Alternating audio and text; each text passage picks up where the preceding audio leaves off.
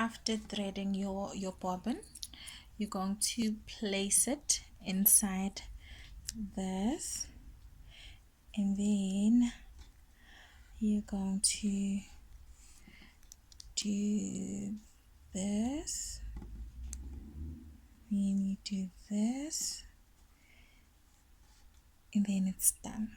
So you should ensure that the thread is hanging anti-clockwise.